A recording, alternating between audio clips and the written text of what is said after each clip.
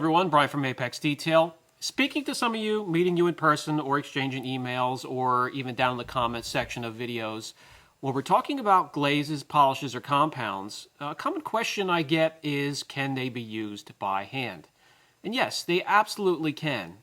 And with that many questions, that means there are a lot of you still on the fence about picking up a machine. I'm going to continue to urge you to pick up a machine and some test panels and some horses and set them up and practice and then get to correcting and caring for your own car.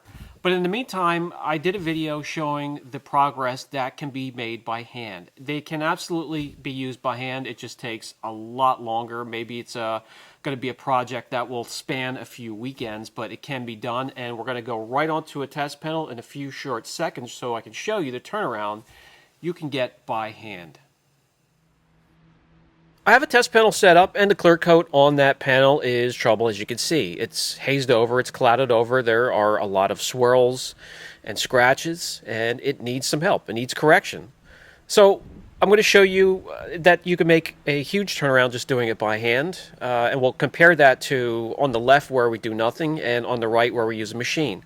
We're going to grab the Turtle Wax Hybrid Solutions Ceramic Polish and Wax. We have an entry-level polisher. We also have my handy-dandy palm disc, hook and loop, to attach it to some 3-inch polishing discs, and that's what I use to do it by hand. If there's some areas that are just too tight for a polisher to get into, I have a couple pads and also blocks that I can use it by hand. It takes a little longer, but it's better than nothing.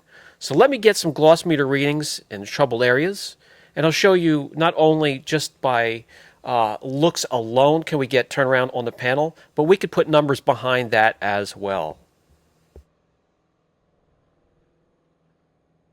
So as a whole, this side of the panel here is somewhere around 79 gloss units, and we'll see what we can turn around in the two sections, one by hand and one by machine. This is important. As I always stress, before laying down any type of protection, wax, polymer sealant, or coating, some type of polish or exfoliation needs to be done. So let's start with the entry-level polisher. This one here just happens to be the Max Shine M8. It has an 8mm throw.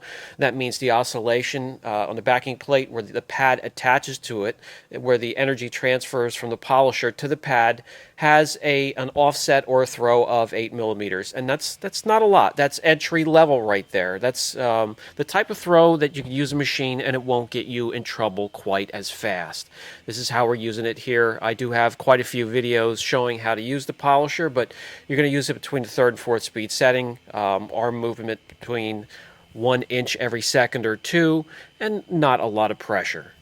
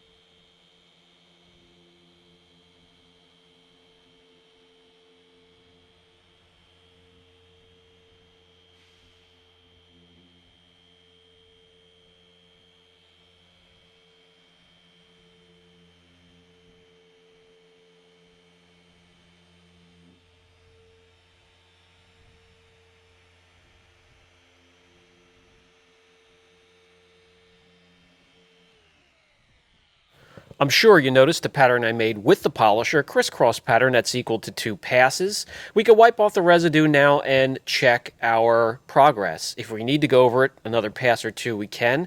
If we're happy, leave it as is, leave as much clear coat behind as possible. Let me grab you guys and bring you in close, and you can already see the difference just through this angle, but we'll use the shop light and show you the turnaround. All right, we can get back to the statement I made earlier about some type of at least an exfoliation or light polish before any type of protection, wax, polymer sealant, or coating to be laid down on the car. Every time you're doing a pass polishing, either by hand or machine, you're making the surface flatter and flatter. The flatter the surface, the more gloss and reflection and depth you get from that surface. Making the surface flatter also gives the product a surface to grab onto and bond to better than when it's just if you would look at the surface microscopically before a polish, it would be rough and jagged. Polishing, either by hand or machine, smoothens the surface, gives the products a nice surface to bond to. You'll get the most out of it by both sight and durability. Moving right along, let's get to the center section where we can work it and correct by hand. We're going to use the Hybrid Solutions Polish and Wax, the same thing we used in the panel to the right. But we're going to be using polish pads. There are 3-inch polish pads that I team up with the 3-inch palm foam pads that I have. And that all depends on what I'm working on, what type of imperfections I need to remove, or what type of clear coat I'm working on, hard, medium, or soft. And that determines which pad I grab for the palm disc. You'll notice the pattern I'm making by hand, similar to the one we made by machine, crisscross, and that is ensuring a nice even cut across the panel on your clear coat.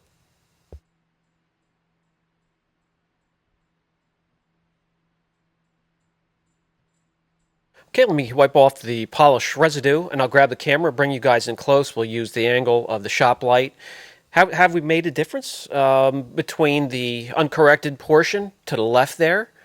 And yes, we have. It's a lot clearer, not quite as cloudy as this section right here, as you'll see. Not perfect, but you can make additional passes to make it a lot clearer, and we can compare that to the area we used a machine on, and huge differences there. So I will, again, always urge you to grab a machine, but if you don't have one available or not comfortable with it, hand polishing will give you a bit of turnaround that can be impressive at times depending on what type of combination pad and polish you have. So let's put some numbers behind these areas. In the first section, you're going to see numbers in the 90s, a huge turnaround.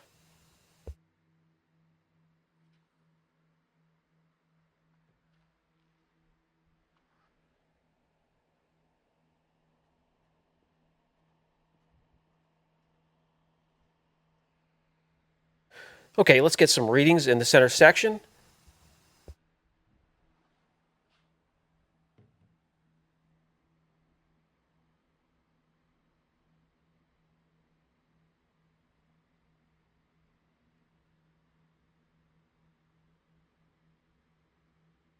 In the mid to upper 80s, when it comes to gloss units in the center section, that doesn't nowhere reach what we did in the area where we used a polisher. However, this section compared to the section that has no correction whatsoever, a huge difference. So this video answers quite a few questions that have been asked all in one. Can you use polishes, glazes, and compounds by hand, even though they mention using a buffer, rotary, polisher on the label? Yes. And here are a few entry level. We have the Griot's Garage G6. This could be picked up at Advanced Auto Parts. We have the Torque Polisher. You can order that online. We have the MaxShine M8. You can order that online from Amazon as well. And there's also the Bauer Polisher that you could pick up at Harbor Freight. So, if you're going to lay down some protection, polish first. Okay, guys, so when you are teamed up with the right polish, the right compound, the right glaze, and you're using the right technique, you can make a huge difference on a panel just doing it by hand. Now, the energy you're going to transfer from your arm and your hand to the pad compared to a machine to the pad is going to be huge. It's going to be a huge difference. You're going to get done a lot quicker with the machine. Hence, I will always and continue to urge you to pick up a machine, either at your local Advanced Auto or Harbor Freight, or just order one online. So if you have any questions in the meantime, please don't hesitate. I'm always here for you. Brian from Apex Detail. I'll catch you in the next video.